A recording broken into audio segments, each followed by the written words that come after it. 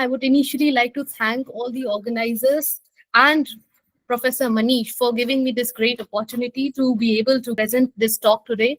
And I was informed that this platform is a platform where our voices are quite open and we can express our views in the most unbiased manner possible. So that is a great thing, and that's not quite possible these days. And I also would like to welcome our chief guest, Mr. Levin, so for taking out his precious time and making the time to be here with us today. So I hope you can see my slides, and the topic I will be speaking on is gazing upon the sharded reality of the cinematic universe.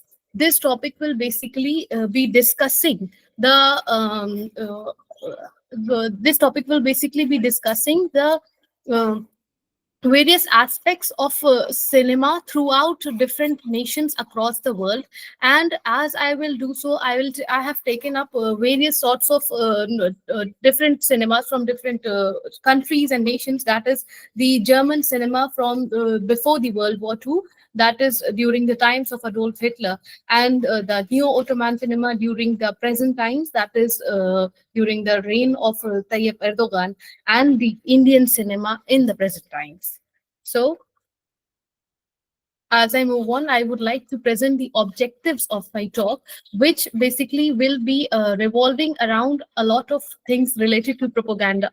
And I will try to bring to your notice the agents of propaganda, and we will understand how films are used to disseminate propaganda and establish ideologies at the same time. And as I already mentioned, I have picked up the world cinema from different countries and nations, that is German cinema, the Neo-Ottoman cinema, and the Indian film industry.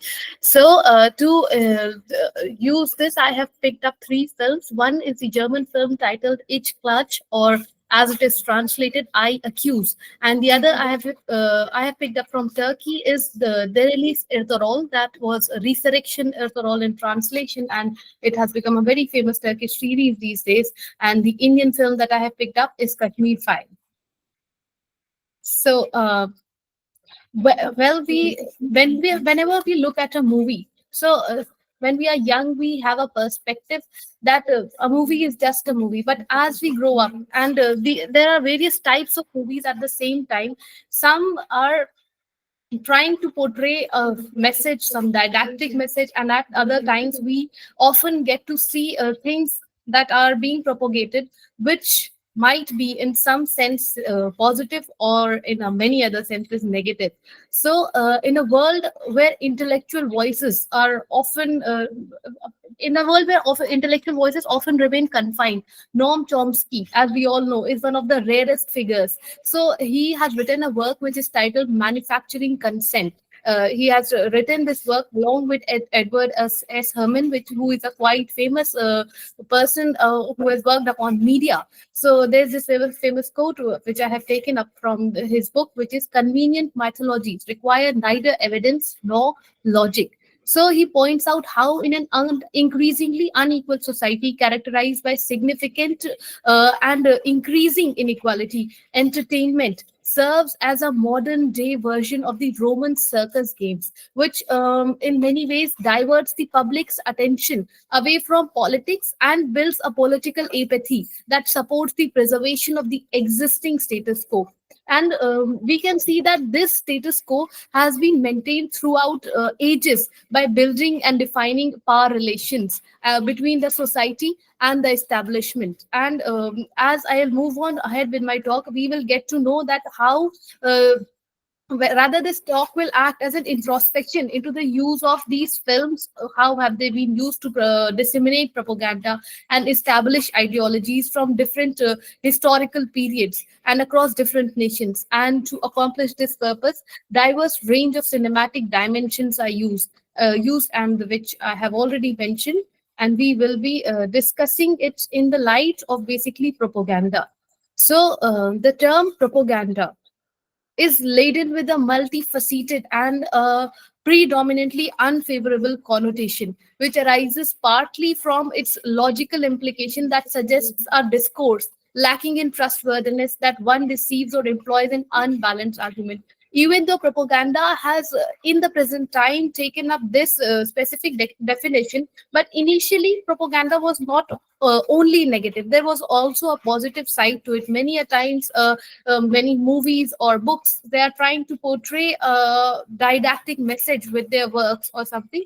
So they could sort of try to establish a positive ideology. So that could be said with propaganda in the past time, but in the present time, from an ethical point of view, propaganda implies an intentional manipulation, and it often involves dishonesty. This insinuation is such that the discourse conceals its true nature, and it veils the duplicity or the pretense which actually should be portrayed. In addition to this, there are various ethical concerns to the negative connotations which are associated with the word propaganda, which raise logical inquiries regarding the evaluation of argumentation within the text.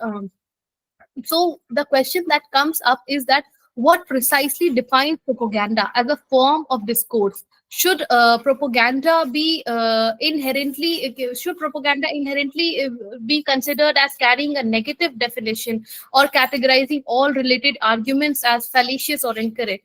Also, should the term be neutrally defined, allowing for assessment the worth of arguments?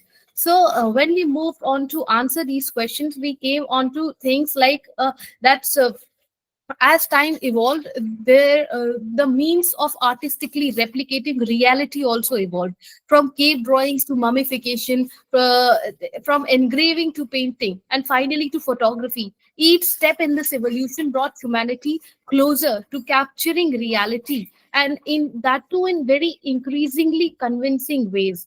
So when we go through a very thorough analysis of things that have emerged and how they have moved on, so we come to know that cinema has surpassed all other forms of representations, and films influence society and shape perceptions, beliefs, and attitudes towards various social issues, including ageism.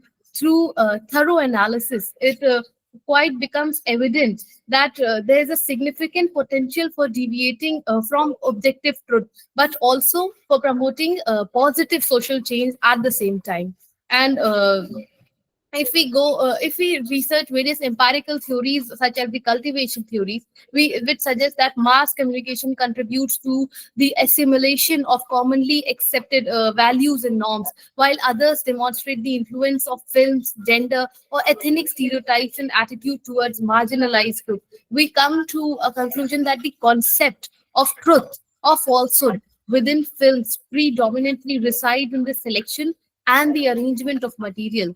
It also depends on the wording, the commentaries, and the conscious purpose guiding the direction.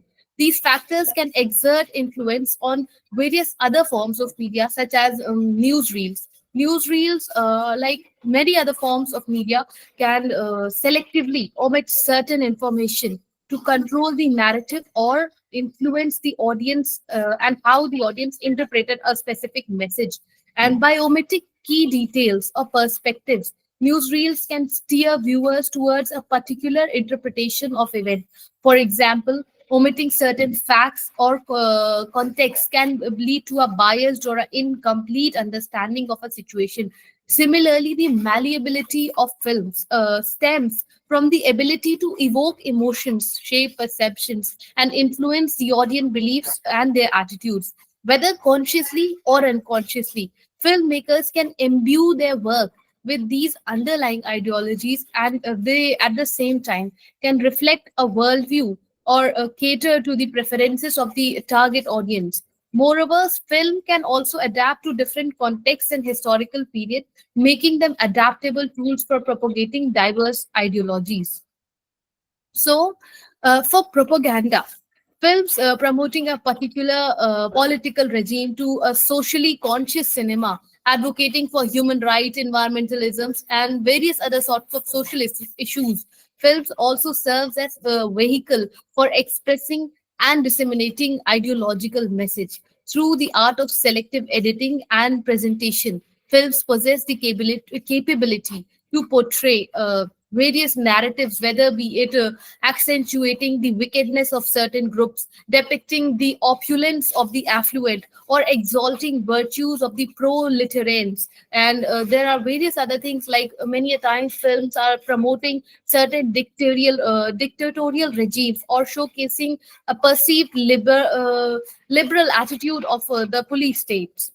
So when we look into these things on a deeper note, we come to realize that there are various sorts of public expectations, and the movie themes which have pertained throughout history have also a different sort of impact. So, a prevailing assumption that persists through cinemas of the world, perpetuated by the very individuals responsible for producing these visual masterpieces, is that the silver screen should predominantly focus on the classical narrative, where there's a certain sort of action going on and there's a hero, and there's a boy girl meet story. So, and many a time whenever there's a departure from this conventional theme, particularly when films dare to touch upon the certain broader societal issues, or inevitably they some other issues that are often go unnoticed, it incites a notable outcry from the discerning public.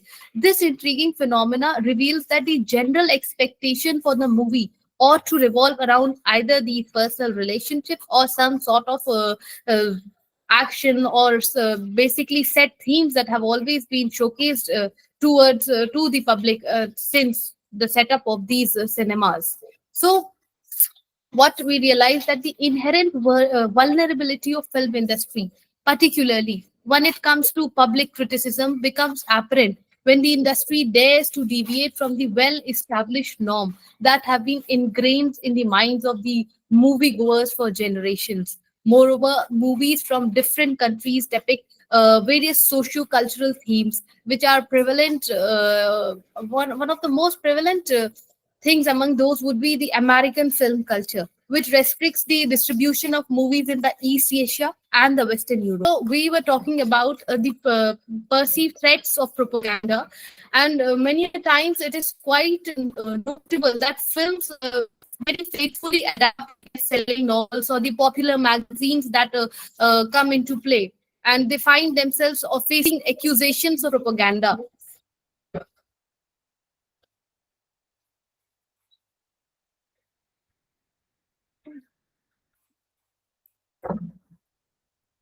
So, if the original source material fails to challenge the deeply rooted values in society, what often sets a movie apart from the literary counterparts is the unparalleled reach that it possesses. So, we can effectively get to know the significant or the broader audience that it affects. And even in the most popular books or magazines that we could ever dream of, where individuals may choose to dismiss the written content with which they disagree, the mere presence of the same subject matter on silver screen has the extraordinary power to ignite the passionate public reactions. And unlike print media, which is often judged and assessed over an extended period of time, sometimes even years after the movie is evaluated in isolation, which is detached from reality, from a vast array of other cinematic offerings that make up the annual production and the output of a staggering amount of films.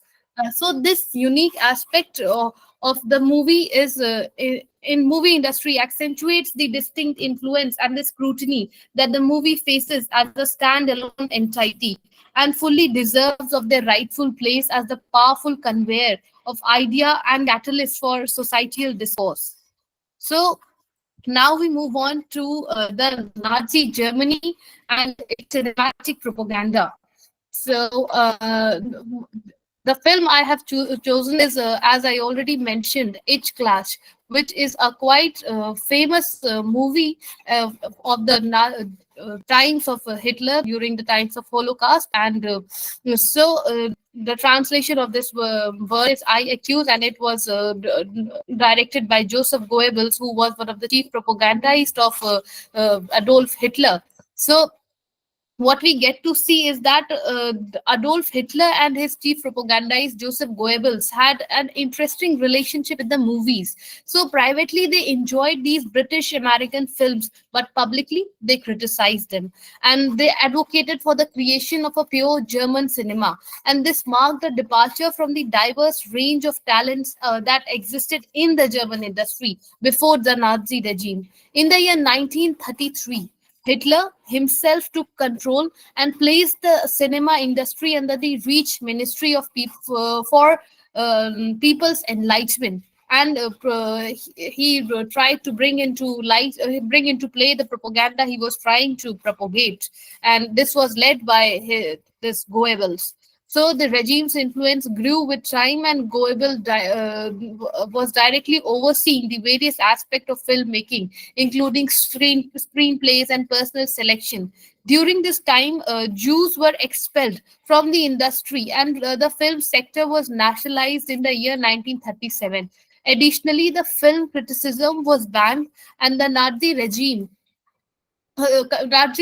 control extended beyond the explicit propaganda, aiming to shape the public perception in line with their ideology. So the commercial films were actually carefully crafted to indirectly promote ultra transnationalism and militarism, while diverting attention away from the regime's failure. For example, the movie Ich Klatsch or I Accused served as a pro euthanasia propaganda, encouraging the public support for projects like Eketion T4, which involved involuntary euthanasia and the experiments on concentration camp prisoners. And Goebbels, who was his minister, sought to create war films that resembled the Hollywood's Miss Miniver, which employed subtle cinematic techniques. And the unspoken rule in all these films was that whenever Hitler appeared in a film or a documentary, the camera should be positioned at a specific lower angle, which exaggerated his presence. The documentary, the title The Triumph of Will, serves as a prime example of this style of propaganda. So Hitler had a vision of a German version of Hollywood film Viva Villa, but Goebbels had his own reservations, and he considered it too radical and potentially having an undesirable impact on the audience. Meanwhile, in the Italian cinema, the popular character Macchiste bore a resemblance to Benito Mussolini. So during World War II, he regarded propaganda films as essential weapons in maintaining the momentum of conflict. And even amidst the bombardment of Berlin, the regime flooded and German theaters with films that lacked quality and human elements were emphasizing the perceived necessity of such cinematic propaganda during wartime. So the film basically portrays the purpose of investigating of the was the sentiment that the public were of the public regarding various controversial ethical issues, and it portrays the narrative of Thomas, who is a medical professor whose wife succumbs to terminal illness, and specifically multiple sclerosis. Despite his extensive efforts in searching for a remedy, her condition worsens rapidly, and it subjects her to excruciating pain. And eventually he is faced with the grim reality of her suffering. So Thomas makes a decision to administer a lethal dose of medication to bring an end to her torment. So Thomas was quite resolute in his action, and when he was presented on the court against the actions that he took, so he chooses not to defend himself, and this leads the jurors to engage in a very heated discussion. And eventually, the film concludes without a verdict. So this was the purpose of the movie was to assess the public opinion on the matter. This deliberate ambiguity allowed the Nazi regime, under whose sponsorship the film was produced, to understand the societal attitudes towards euthanasia. It is important to acknowledge that the Nazi manipulation of propaganda went far beyond merely testing public opinion, which was quite visible in the Holocaust that took place after. So this movies like these played a very great role in demonizing and demonizing the perceived enemies and justifying the atrocities of acts such as. Holocaust, and concentration camps. Now we move on to the neo-Ottoman cinema that has come into quite limelight since the past few years. So the Turkish television series are known as dizi, which is a Turkish word for series. So they have not only become quite culturally a cultural phenomena within Turkey, but have also garnered significant attention and revenue internationally. And Turkey is reigning supreme in the realm of these small screen entertainment that consistently rank amongst the most watched programs worldwide.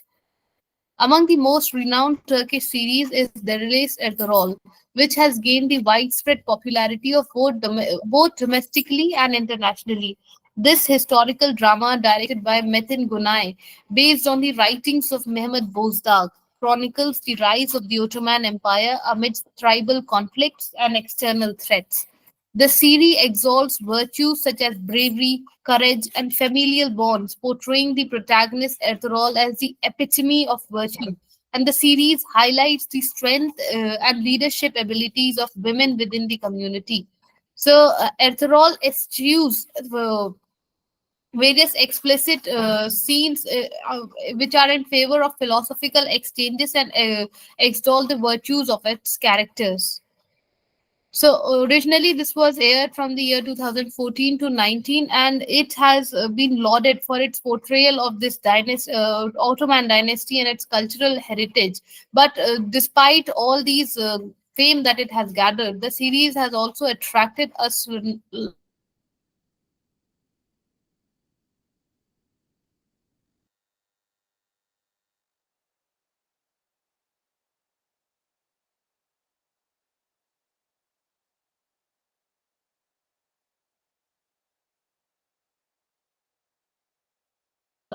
Not gone unnoticed by regional authorities, particularly Arabs in the Arabs, where efforts to counter their cultural impact have been observed. One such countermeasure was the promotion of alternative series such as Kingdoms of Fire, which was designed to offset the positive image projected by the series at the role.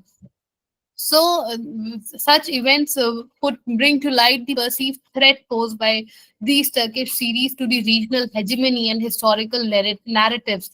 However, Turkey's cultural influence extends beyond these television dramas, with organizations like Turkish Cooperation and Coordination Agency (TIKA), which played a pivotal role in enhancing the country's international reputation. So, the Turkish influence in the Middle East could be seen in various aspects, and the government hegemony over television content in Turkey has become increasingly apparent, with politicians' speeches and penalties from regulatory bodies dictating the directioning of programs. And this control extends beyond the national borders, with public institutions collaborating with the leading Arab media producers to shape and determine the media content, particularly in regions where Turkish drama enjoy huge amount of popularity. Now we move on to Bollywood cinema and ideology.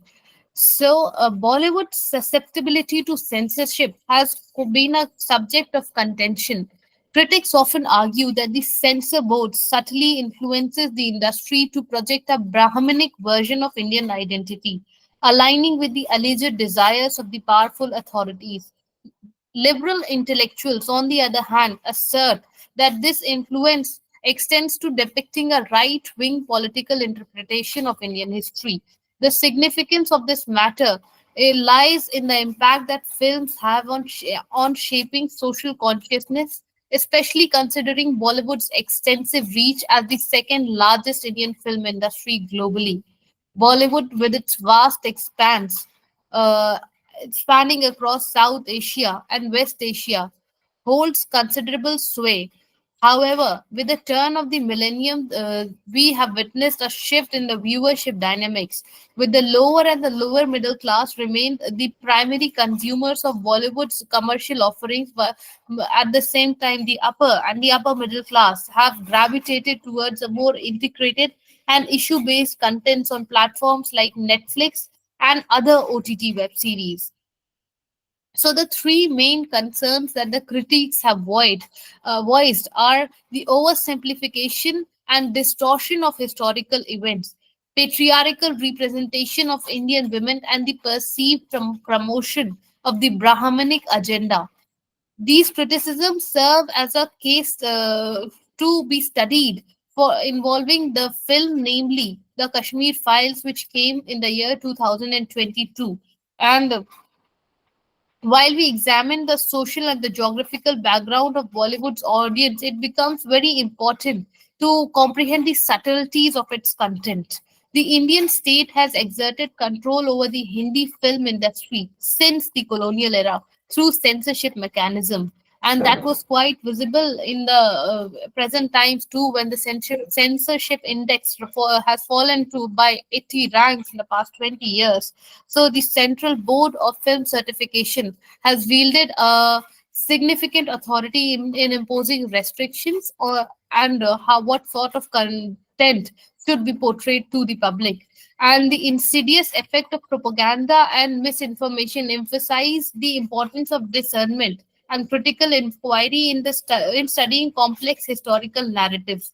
The movie Kashmir Files not only intensifies the existing tension but also risks inciting further violence and discrimination. This manipulation of information aligns with the Noam Chomsky's idea of assertion that media outlets driven by corporate and governmental interests often prioritize sensationalism and emotional appeal over factual accuracy to mold the public opinion.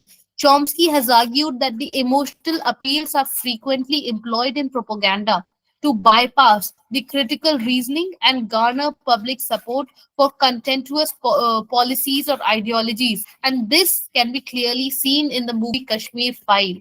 These reductionist tactics show that, as it was already discussed in the book by Chomsky, Manufacturing Consent, that propaganda often relies on oversimplified narratives and binary oppositions to manipulate the public perception and suppress the dissenting voices.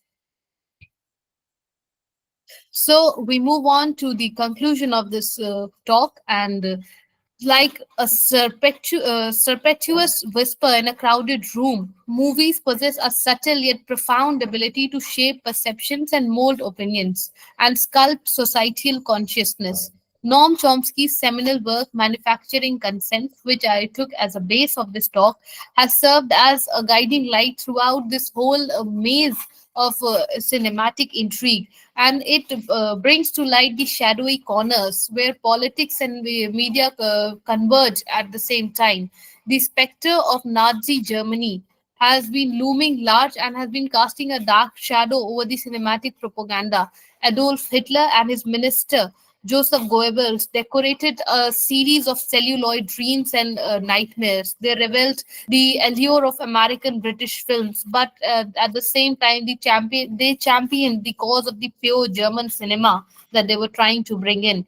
And at the same time, we saw how Bollywood emerged as a battleground of various sorts of narratives from the British times to the present times. And even though it has gone to waves, still it has for the ebb and flow has been of no use.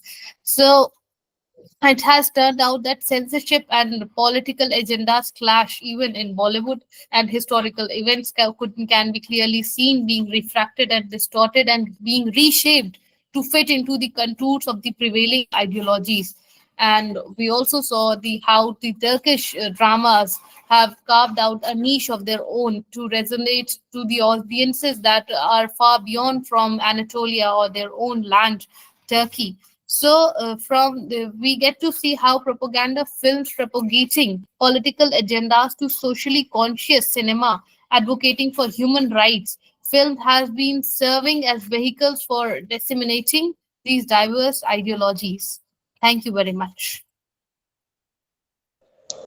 Thank you so much, Miss Eamon. I think that was a very well researched talk, and with a domain that is so wide, I think you were perfectly able to capture a perfect picture of it to your thoroughly researched talk. And this was truly a look that we all much awaited, as it has been quite some time that our platform witnessed a talk on cinema. So I think it was probably a talk before the 100th GSTS that we had a talk on, cinema and retelling about cinema and all. So yes, and on a lighter note, similar to the multiple moments of tension in any movie, I believe this session also went through a couple of incidents that had sort of digital anxiety. But nevertheless, I think it was wonderfully managed by you, and it was wonderfully carried forward with that eloquent execution of your talk. So, but before moving further, with I would like to invite a few questions from the audience, and a few of our inquisitive listeners, they have posted a few questions based on your talk. The first question is by Mr. Shalendra Rathod, and he is asking that how effective has propaganda cinema been in shaping public opinion on social and political issues in India? So he's, you know, centered. The question is more or less centered around the social and political issues in India. So, what is your take on it?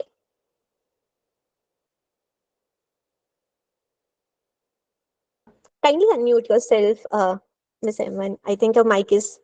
Uh, Thank you very much for the question. So, what Mr. Shailendra has asked is that how far cinema has been successful in propagating such ideologies. Am I right? yes, yes. Okay. In a Thank way, you. yes. But he's then sent the talk is the question is more or less centered around shaping public opinion on specifically social and political issues. Okay. So Thank you yeah. so much.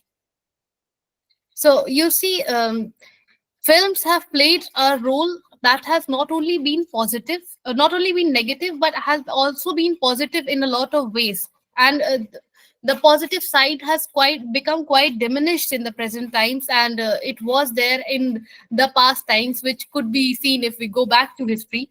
But in the present times, if we take up examples of how politically and socially it has played the role to propagate ideology, movies like Kashmir Files, Kerala Story, and there was this another movie over some prime minister and Sarwarkar. They have, if you look through these movies, they have a certain sense of basically putting a specific community or a religion into a similar sort of light. They could have brought into and it at the same time it resonates to the ideology that this certain regime is trying to portray, and it has been doing it since the past 9 years, I believe. So it has become 10 by now. I It's been quite a time, first of all. And also, apart from that, we get to see that not only through film are a part of media, and the major role which has been played throughout these propagation of ideology could be seen by media. And as I mentioned that the censorship index of India, which was heightening at some point of time, has fallen down by 80 ranks in the past 20 years. It is not just the present government or the past government, but India in itself has been going towards a certain ideologies through these media houses and how they portray it to the public. And the thing is, whenever there's a politician or there is a social ideology that exists, never does a politician come to you directly and tells you that this is what I'm trying to propagate. So films, media houses, and other such things most of the times act as the propagators of such ideologies, and that has been clearly visible in in our country too. Thank you. Yeah, very well answered, Miss Heyman. And I think it's much of a coincidence that our second question by Miss Manvi is somewhat centered around this answer that you gave. So, you also talked about there is this positive side as well that, we can link to propaganda. So she asks that when we hear of the term propaganda, we only think of something negative. But, she is asking if you could provide some examples, some more examples, of positive message that films have, given or in the recent past. So just a few a short glimpse of some of such films that are being positive for the society. Thank you so much. So you see, if we the term propaganda has not only acquired a negative connotation, but it has also acquired a very political connotation. So if we put away the whole political and the negative side apart, the propaganda could be seen in various other movies. Like there was this film which I can just recall, which was Hindi medium, that came out a few years back, and Irfan Khan was playing lead role in the movie. So it was trying to bring up sort of a moral or a didactic message that how languages not matter and things like that. So if that could not be, still I can do not think that that could be termed as propaganda. What my talk was basically revolving around was that propaganda has always had a not always, but propaganda in the present does have a negative connotation. And if we do try to find a very positive side to it, it would be quite difficult. And in the recent past, as you mentioned, it is uh, sensibility. It is impossible. You would have to go into a very, very far past, far reaching past to find that positivity in propaganda and in films too. And basically, we have reached a time where people like us have stopped watching films and movies. So there is nothing positive to propaganda left anymore. All right, Miss Eamon. We'll take one last question. It's a very short question, and it is being asked by Mr. Shubham Tiwari, and he is asking that what is the role of the anti-propaganda films in India specifically, and how can they influence us? You know, if a film is centered around this idea of being an anti-propaganda film, so what role does it have to play? A very quick answer to it that you'd like to give. Okay. By anti-propaganda, what I can understand, what he's trying to ask is that uh, something that comes against the movies which are trying to put out a certain sense of ideology or something. But it's a very difficult thing to find anti-propaganda movies. But if we do find such movies, so the answer to this question is that if you have a belief in your mind that is already fixed and there's a base to it, so things like movies and films, they just act as some certain matchsticks that light up or ignite certain senses of fire. So if even if there are anti propaganda movies, its effect could be seen but very rare. Thank you so much. All right, And the Miss question Eamon. that, oh, just one more thing that, and I can Yeah, see that sure. Shams has texted that how many people actually try to see anti-propaganda movies. That is a very important question. Even if there are anti-propaganda movies, who is trying to see them? Actually, I think that's a question that we all need to ponder upon pretty seriously. But nevertheless, with this, we will come to the end of the Q&A session because we are also running short of time. But this is a ritual of our platform that for all the speakers that we've had so far, there is this one specific question that we ask to all our speakers. And so this question is for you as well. So how has your experience been in this platform and what would you like to say about GSTS and your journey in this platform? Thank you so much for the question, and I am really grateful that you asked this question.